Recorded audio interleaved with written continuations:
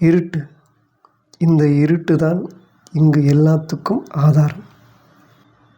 இந்த மண்ணில் கூட நாம் வந்தது இருட்டிலிருந்து உருவாகிதான்.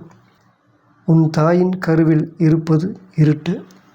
அந்த இருட்டில் உருவாகி இந்த மண்ணில் நாம் வந்தோம். இருட்டிலிருந்தே யாவும் வந்தது. இருட்டிலிருந்தே வெளிச்சமும் வந்தது.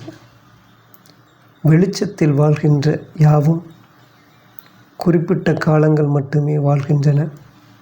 இருட்டில் வாழ்கின்றவை நிரந்தரமாகவே என்றும் வாழ்கின்றன.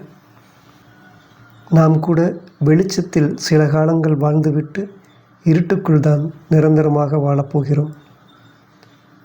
இருட்டிலிருந்தே யாவும் பிறந்தன. நீயும் நானும் கூட இருட்டிலிருந்து வந்தவர்கள்தான். அதை உணராமல் இருட்டைக் கண்டு பயந்து கொண்டிருந்தால் நம் தாய் தந்தையை, நம்மை படைத்த கடவுளை கண்டு நாம் பயப்படுவது போலத்தான் நம்மை படைத்த, நம்மை உண்டாக்கிய இருட்டைக் கண்டு நாம் பயப்படுவதும். இருட்டே உனது தாயும் தந்தையும், இருட்டே உனது கடவுள், இருட்டே உன்னை உண்டாக்கிய கடவுள். இருட்டின் சக்தியாலேயே ஒவ்வொரு நாளும் நாம் வாழ்கிறோம். இருட்டிலிருந்தே எல்லா வகையான சக்திகளையும் யாவும் பெறுகின்றன. நீயும் நானும் பெறுகின்றோம்.